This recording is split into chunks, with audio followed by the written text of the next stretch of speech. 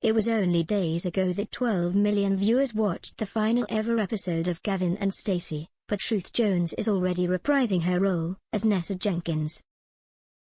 The actress will step back into Nessa's trademark black bob wig and leather skirt to read Radio 4's shipping forecast as the program celebrates its centenary on the BBC on New Year's Day.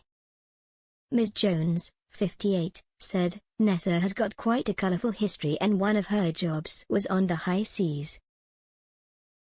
The shipping forecast was always very important and useful to her." During the final episode of Gavin and Stacey this year, Smithy, played by James Corden, 46, stopped Nessa from going back to work on the ships by racing to Southampton Dock.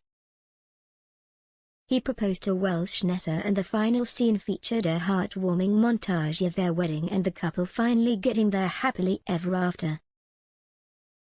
The episode attracted the highest Christmas ratings since 2008 with an average audience of 12.3 million tuning in. It is the first time a Gavin and Stacey character will return, despite Mr. Corden and Ms. Jones vowing not to write another episode of the hit comedy.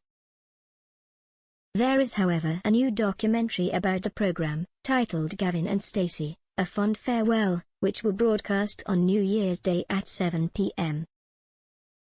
The creative duo also have a book about the show due out next autumn called When Gavin Met Stacey and Everything in Between, a story of love and friendship. Despite ruling out a return to the series, Corden has said he wants to work with Jones again. He said, "We don't know if we have another idea in us, but I can honestly say that if we didn't attempt to try and even explore the idea of writing together, then I'd be so disappointed."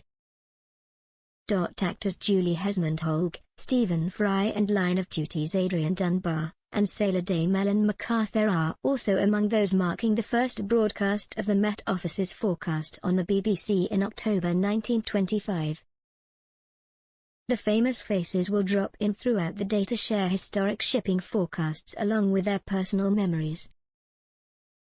Radio 4 controller Mohit Bakaya said, "The shipping forecast is one of our national treasures. So I'm delighted that we are cracking a bottle against the hull to launch 100 years of the shipping forecast on the BBC with a special schedule of programming on New Year's Day."